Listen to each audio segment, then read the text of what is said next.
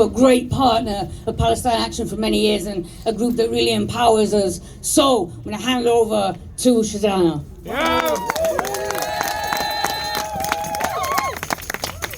Bismillah ar-Rahman ar-Rahim.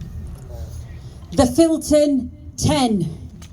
Fatima Zainab, Madeline Norman, Samuel Corner, Jordan Devlin, William Plasto, Leona Cameo, Charlotte Heed, Hannah Davidson, Ian Sanders, Zoe Rogers. The Filton 10. Today marks 107 years since Foreign Secretary Arthur Balfour announced the British government's support for a Zionist homeland in Palestine, facilitating its colonial ambitions.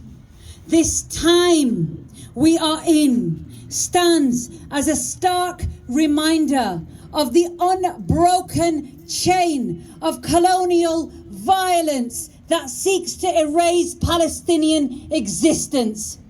Yet, despite overwhelming odds, Palestinians and their allies have shown extraordinary resilience, resisting and standing firm in the fight against the Israeli occupation at every front. The last year has exposed the failure of global institutions which have stood by in silence, unable and unwilling to hold Israel accountable for its crimes.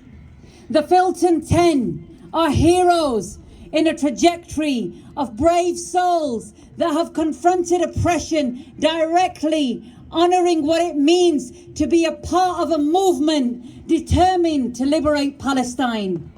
They stand up to a system of oppression by taking direct action to dismantle and disrupt the supply of weapons and arms that are arming Israel and enabling genocide. At a time when the British government, in its continuation, displays its moral bankruptcy, shamelessly, we rise. We rise. We rise and we stand as one against the machinery and arms of the apartheid regime. And that's what brings us here today. Thanks to the dedication and commitment of Pal Action and actionists, the unmasking and the complicity has been laid bare. Yes.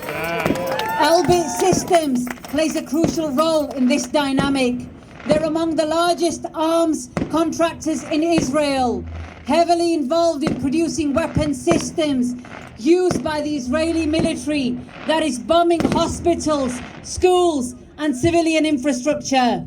Be under no illusion that when activists are targeted and labelled terrorists, it is a tactic and weaponization of a term that has been long used by colonial empires to protect and shield itself from its own crimes and the crimes of those it enables to continue the colonial project. Don't fall for the propaganda that is spewed by the Zionist-owned mainstream media. We've seen how the media pioneered and manufactured lies throughout the war on terror to justify illegal wars and the mass criminalizing of Muslims and Islam. Cage International has documented the rise of authoritarian laws for over 20 years. We are not afraid of those the state condemns. We stand with the condemned. Britain and Zionism is not an entanglement. It is an alliance, and one that must not be allowed to dictate the narrative. The weaponizing of anti-terror laws is a tool used by the colonialists to suppress dissent, control and manipulate the masses, and justify military intervention and illegal occupation. It will be written in history with the blood of the Palestinians that a people from a small strip of land stood up against the mighty forces of the colonial empires and defeated them. And as we confront systemic oppression on multiple fronts, it is vital and also key that we also confront the matrix of state violence by mobilizing and strengthening our support for political prisoners that have put themselves on the front lines. The pattern of criminalizing Palestinian activism predates this year. And now more than ever before, our solidarity beyond borders must form a crucial part of our resistance. There are cases of political prisoners both in Palestine and outside, like the Holy Land 5 in the USA, that span decades. There are organizations like Samidun that have been criminalized and brandished as terrorists for advocating for Palestinian political prisoners. We will tell their stories. We will advocate for them. We will be their voice, and we will fight for their freedom. The mistreatment of the Filton 10 in prison is abhorrent. Being denied access to religious books, food and dietary requirements and basic needs. We demand that all charges be dropped against the Filton 10, and charges are brought against Elbit for complicity in war crimes that is allowed to operate in this country with impunity. My final message today is one that we have to action, and we have to action and practice consistently.